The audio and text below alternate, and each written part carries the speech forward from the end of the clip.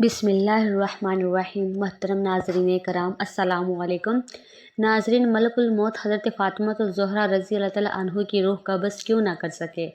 شہزادی رسول سیدہ کائنات حضرت فاطمہ الزہرا رضی اللہ تعالیٰ عنہ کی روح قبض کرنے کے لیے جب اللہ تبارک و تعالیٰ نے ملک الموت کو حکم فرمایا تو ملک الموت گردن جھکا کر خاموش ہو گیا اور اس کام پر جانے کے لیے راضی نہ ہوا کہ وہ سیدہ کائنات حضرت فاطمہ الزہرا رضی اللہ تعالیٰ عنہ کی روح قبض کرے۔ آخر وجہ کیا تھی؟ یہ احترام اس پردے دار کا تھا جس کے سر کے بالوں کو نہ سورج نے کبھی دیکھا، نہ کبھی چاند نے دیکھا، نہ کبھی ستاروں نے دیکھا اور نہ ہی ملائکہ کی نگاہ پڑی ہے۔ روایات میں آتا ہے کہ حضرت سیدہ فاطمہ الزہرا رضی اللہ تعالیٰ عنہ کی روح قبض کرنے کے لیے اللہ تعالیٰ نے حضرت اسرائیل علیہ السلام کو حکم دیا تو وہ اس کام پر جانے کے لیے راضی نہ ہوئے، تو پھر خود اللہ تبارک و تعالیٰ نے اپنے دست قدرت سے اپنے محبوب کی لاڈلی بیٹی حضرت فاطمہ الزہرا رضی اللہ تعالیٰ عنہ کی روح کو قبض فرمایا۔ حضرت سلمہ ام رافیہ سے روایت ہے کہ خاتون جنت نے مجھ سے کہا، امی جان مجھ کو غسل کرا دیجیے، لہٰذا میں نے پانی ڈالا اور آپ نے خوب پانی ڈال کر غسل کیا۔ پھر آپ نے کپڑے طلب فرمائے اور کپڑے بدلے اور فرمایا کہ میری چارپائی مکان کے درمیان میں رکھ دی جائے۔ آپ چارپائی پر قبلہ رخ لیٹ گئیں۔ فرمایا کہ امی جان اب میں فوت ہو جاؤں گی، میں نے غسل کر لیا ہے، لہٰذا کوئی اب میرا جسم نہ کھولے۔ لہٰذا آپ کو حضرت علی اکرم اللہ وجل کریم نے بغیر غسل دیے ہی دفن کر دیا۔ حضرت عبداللہ بن محمد بن عقیل کی روایت میں ہے کہ وفات سے قبل خاتون جنت حضرت فاطمہ الزہرا رضی اللہ تعالیٰ عنہ نے حضرت علی اکرم اللہ وجل کریم کا غسل کے لیے پانی کا انتظام کرنے کو کہا اور اپنا کفن منگوایا۔ جو موٹے قسم کا سوتی کپڑا تھا، آپ نے اس کو پہن لیا اور خوشبو لگائی اور حضرت علی اکرم اللہ وجل کریم کو وصیت کی کہ وفات کے بعد ان کے جسم کو نہ کھولا جائے اور اسی طرح ان کو دفن کر دیا جائے۔ خاتون جنت حضرت فاطمہ الزہرا رضی اللہ تعالیٰ عنہ کی وصیت کا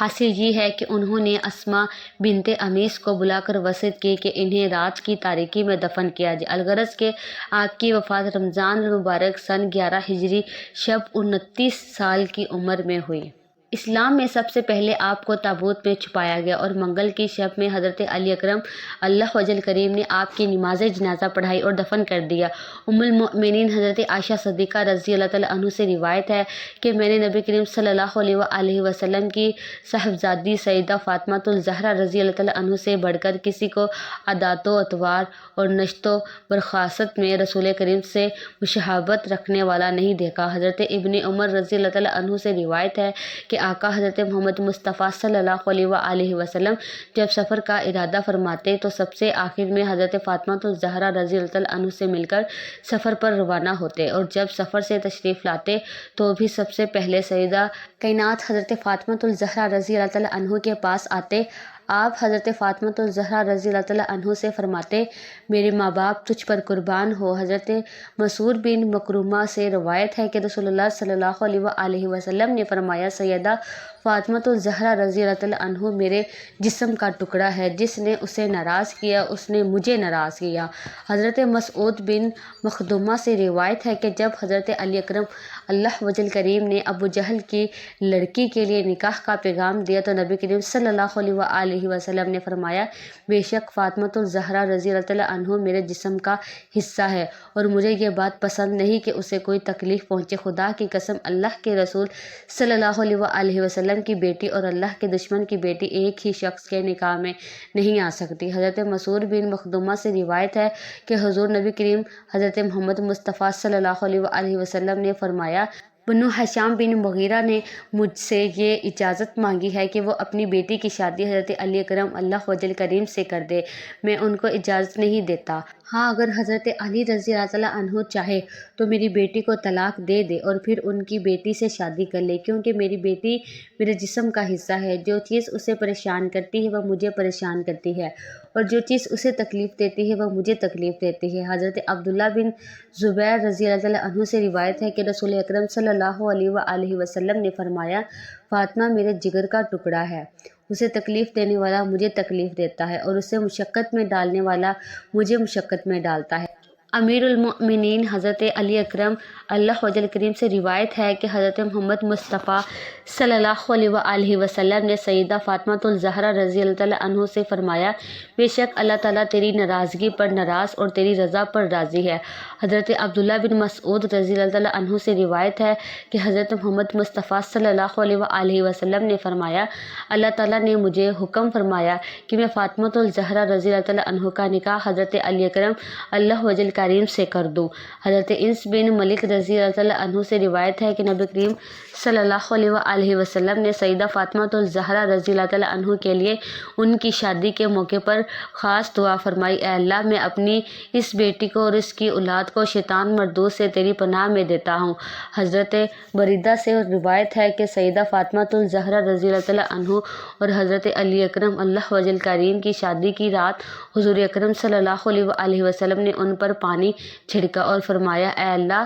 ان دونوں کے حق میں برکت دے اور ان دونوں پر برکت نازل فرما اور ان دونوں کے لیے ان کی اولاد میں برکت عطا فرما۔ حضرت عمر بن خطاب رضی اللہ تعالیٰ عنہ سے روایت ہے کہ رسول اکرم صلی اللہ علیہ وآلہ وسلم نے فرمایا، قیامت کے دن میرے حسب و نسب کے سوا ہر سلسلہ نسب منقطع ہو جائے گا۔ ہر بیٹے کی نسبت باپ کی طرف ہوتی ہے سوائے اولاد فاطمہ الزہرا رضی اللہ تعالیٰ عنہ کے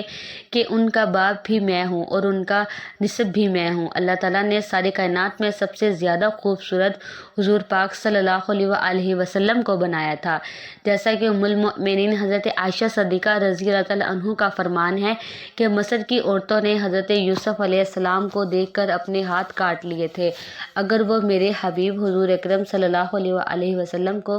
دیکھ لیتی تو شاید اپنے سینوں پر چھریاں مار لیتی۔ حضور اکرم صلی اللہ علیہ وآلہ وسلم کی ساری خوبصورتی اتر کر حضرت فاطمہ الزہرا رضی اللہ تعالیٰ عنہ کے اندر آ گئی تھی، اسی لیے جو بھی حضرت فاطمہ الزہرا رضی اللہ تعالیٰ عنہ کو دیکھتا تو حیران رہ جاتا، کیونکہ حضرت فاطمہ الزہرا رضی اللہ تعالیٰ عنہ کے پاکیزہ اخلاق اور ان کی خوبصورتی کے چرچے ہر زبان پہ رہتے تھے۔ حضرت فاطمہ الزہرا رضی اللہ تعالیٰ عنہ کی پیدائش حضور اکرم صلی اللہ علیہ وآلہ وسلم کے نبوت کے اعلان کے 5 سال بعد ہوئی۔ اس وقت مکہ کے کافر حضور اکرم صلی اللہ علیہ وآلہ وسلم کو دن رات پریشان کرتے تھے اور آپ صلی اللہ علیہ وآلہ وسلم کے گھر کے سامنے کوڑا کرکٹ ڈال دیتے تھے۔ آپ صلی اللہ علیہ وآلہ وسلم باہر نکلتے تو وہ ظالم سر پر مٹی پھینک دیتے، نعوذ باللہ، اور کبھی آپ کو پیچھے سے دھکا دے کر گرا دیتے۔ حضرت فاطمہ الزہرا رضی اللہ تعالیٰ عنہ دھیرے دھیرے بڑی ہو رہی تھی اور اپنے والد حضور اکرم صلی اللہ علیہ وآلہ وسلم پر پڑنے والی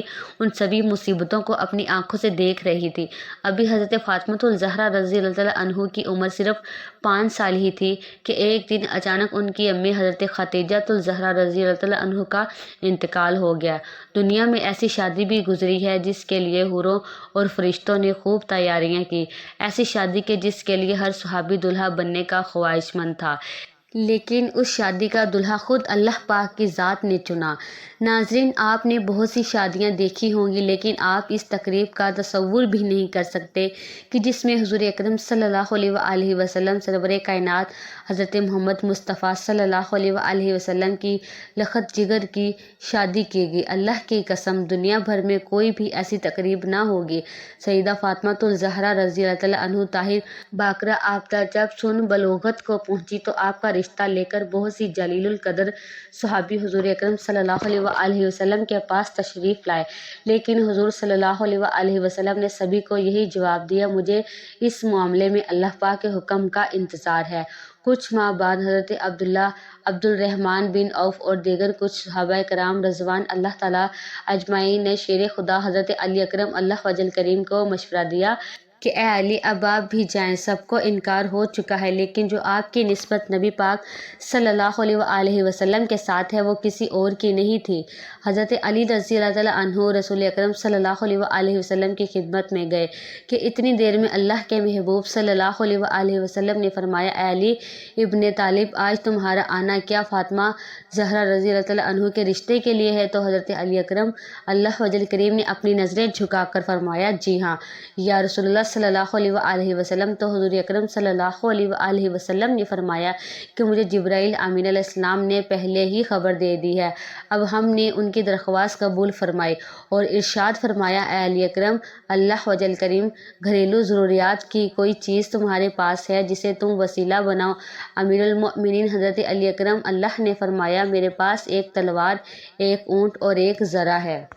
حضور اکرم صلی اللہ علیہ وآلہ وسلم نے فرمایا، تلوار کی تمہیں ضرورت ہے، ہر وقت جہاد کے لیے تیار رہتے ہو، اور اونٹ تمہاری سواری کے لیے ہے، وہ بھی ضروری ہے، صرف ذرہ پر اکتفا ہے۔ اور فرمایا، اے علی رضی اللہ تعالیٰ عنہ، اللہ تعالیٰ نے تیرا اور فاطمۃ الزہرا رضی اللہ تعالیٰ عنہ کا نکاح آسمان میں کر دیا ہے۔ مجھے اللہ تعالیٰ کی طرف سے یہ حکم ہوا ہے کہ میں بھی سب کے سامنے تمہارا اور فاطمۃ الزہرا کا نکاح پڑھا دوں۔ اس طرح رسول اللہ صلی اللہ علیہ وآلہ وسلم نے حضرت علی کا نکاح پڑھا دیا۔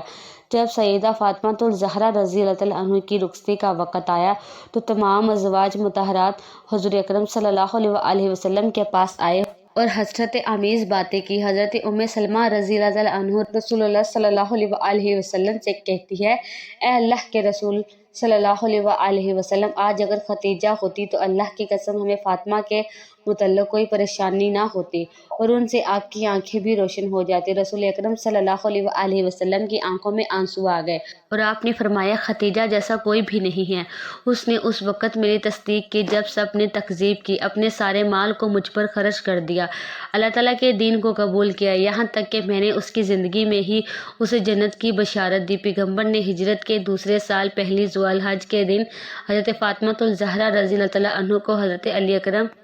کے گھر بھی بھیجا، اسی لیے شادی اور نکاح کے درمیان تقریباً 10 مہینے کا فاصلہ تھا۔ شاید نکاح جلدی پڑھنے کی وجہ یہی تھی کہ دوسرے رشتہ مانگنے والے لوگوں کے لیے جواب واضح ہو جائے، اور شادی کی دیر کرنے کی وجہ یہ تھی کہ فاطمہ جسمانی لحاظ سے بہتر ہو جائے۔ خاتون جنت کا جہیز، آقا نامدار، مدنی تاجدار، رسول ذی و وقار، دونوں جہاں کے عالم کے ملک و مختار حبیب کبریا صلی اللہ علیہ وآلہ وسلم نے شہزادی اسلام حضرت فاطمۃ الزہرا رضی اللہ تعالیٰ عنہ کو جہیز میں جو سامان دیا اس کی فہرست یہ ہے کہ ایک چادر بان کی، ایک چارپائی چمڑے کا گدا جس میں روئی کی جگہ کھجور کی چھال پڑی ہوئی تھی، ایک مشق، 2 چکیاں، 2 مٹی کے گھڑے تھے۔ حضرت علی اکرم کے ساتھ حضور اکرم صلی اللہ علیہ وآلہ وسلم کی خدمت میں حاضر ہوئے۔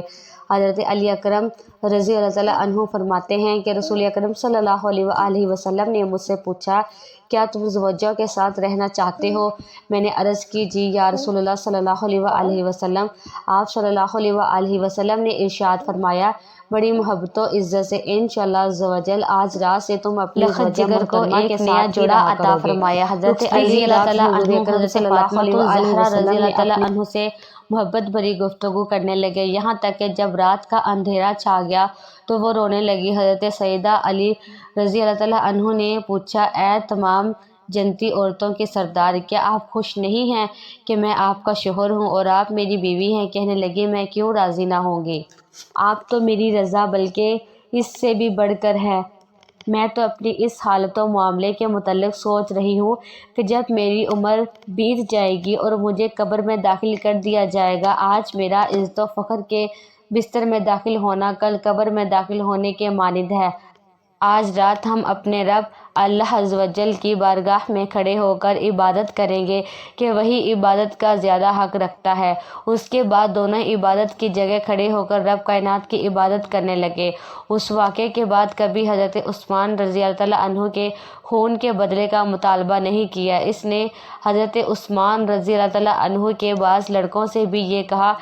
کہ میں نے تمہارے باپ کا بدلہ حضرت طلحہ رضی اللہ تعالیٰ عنہ سے پورا کر دیا۔ بات تو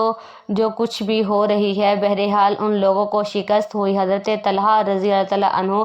زخمی ہوئے اور انہیں یقین ہو گیا کہ وہ جانبر نہ ہو سکے۔ وہ اپنا خون بہتے ہوئے دیکھتے تھے اور کہتے تھے، اے اللہ، حضرت عثمان رضی اللہ تعالیٰ عنہ کا بدلہ مجھ سے لے کے وہ راضی ہو جائیں گے۔ پھر اپنے غلام کو کسی ایسی جگہ چلنے کا حکم دے دیا جہاں قیام کر سکے۔ چنانچہ بڑی وقت اور دشواری کے بعد وہ ان کو بصرہ کے ایک اجڑے گھر میں پہنچا سکا، جہاں تھوڑی دیر بعد وہ اس دنیا سے رخصت ہو گئے۔ لوگوں نے سمجھا کہ لڑائی ختم ہوگی۔ امیر المؤمنین حضرت علی رضی اللہ تعالیٰ عنہ اور ان کے ساتھی فتحیات ہوئے۔ حضرت علی رضی اللہ تعالیٰ عنہ اپنے ساتھیوں میں منادی کرا دی، زخمی پر کوئی حملہ آور نہ ہوگا، بھاگنے والوں کا پیچھا نہ کرے، کوئی کسی کے گھر میں نہ جائے، کوئی مال و اسباب پر قبضہ نہ کرے، عورت کو تکلیف نہ پہنچائے۔ اپنے بعض کاموں میں مصروف حضرت علی رضی اللہ تعالیٰ عنہ اس خیال میں تھے کہ لڑائی ختم ہو چکی ہے اور آپ غالب آ گئے۔ اتنے میں سخت شور و غل کی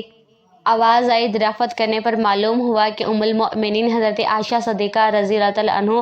لوگوں کو آمادہ کر رہی ہیں اور قاتلین حضرت عثمان رضی اللہ تعالیٰ عنہ پر لعنت بھیج رہی ہیں، اور لوگ بھی لعنت میں ان کی ہمنوائی کر رہے ہیں۔ حضرت علی رضی اللہ تعالیٰ عنہ نے کہا، حضرت عثمان رضی اللہ تعالیٰ عنہ کے قاتلوں پر لعنت بھیج رہے ہیں، بختہ یہ تو اپنے اوپر لعنت بھیج رہے ہیں، انہیں لوگوں نے تو حضرت عثمان بن عفان رضی اللہ تعالیٰ عنہ کو قتل کیا ہے۔ اے خدا، حضرت عثمان رضی اللہ تعالیٰ عنہ کے قاتلوں پر لعنت ہو۔ اس دن صبح کے وقت جب حضرت علی رضی اللہ تعالیٰ عنہ حضرت طلحہ رضی اللہ تعالیٰ عنہ سے مایوس ہو گئے اور یقین کر لیا کہ ان کو لڑائی پر اصرار ہے، اپنے ساتھی کو نہایت سختی کے ساتھ پہل کرنے سے روکا اور کہا کہ جب تک میرا حکم نہ ہو اقدام نہ کیا جائے۔ بصرہ کے نوجوانوں خصوصاً بے وقوفوں کا اس وقت یہ حال تھا کہ وہ لڑائی چھیڑنے کی حرکتیں کیا کرتے اور حضرت علی رضی اللہ تعالیٰ عنہ کے آدمیوں پر تیر چلاتے۔ کتنے ہی آدمی زخمی ہوئے جن کو حضرت علی رضی اللہ تعالیٰ عنہ کے پاس لایا گیا اور درخواست کی گئی کہ اب وہ لڑائی کی اجازت دینے میں دیر نہ کریں، پھر بھی آپ نے عجلت سے کام نہیں لیا اور اجازت نہیں دی۔ لیکن جب واقعات زیادہ ہونے لگے تو آپ نے کوفہ کے ایک نوجوان کے ہاتھ میں قرآن دیا اور کہا کہ وہ اسے لے کر فریقین کے درمیان کھڑا ہو جائے اور اس کی طرف قوم کو بلائے۔ حضرت علی رضی اللہ تعالیٰ عنہ نے اس کو بتا دیا تھا کہ اس فرض کو پورا کرنے میں اس کی جان کا خطرہ ہے۔ تھوڑی دیر بعد سوچنے کے بعد نوجوان نے قرآن ہاتھ میں لے لیا اور فریقین کے درمیان کھڑے ہو کر اس کی دعوت دینے لگا۔ اس کے بعد لوگوں نے اس پر اتنے تیر برسائے کہ وہ جانبر نہ ہو سکا۔ ناظرین، اللہ تعالیٰ سے دعا ہے کہ اللہ تعالیٰ ہمیں دین حق پر چلنے کی توفیق عطا فرمائے، میرا سنانا اور آپ کا سننا اپنی پاک بارگاہ الہی میں قبول و منظور فرمائے اور ہمارا خاتمہ بالخیر فرمائے، آمین یا رب العالمین۔ ناظرین، ویڈیو اچھی لگی ہو تو ویڈیو کو لائک کریں، شیئر کریں، چینل کو سبسکرائب کریں اور کمنٹ باکس میں اللہ تعالیٰ کے 99 ناموں میں سے ایک نام ضرور ٹائپ کریں۔ اگلی ویڈیو تک کے لیے اجازت دیجیے، اللہ حافظ۔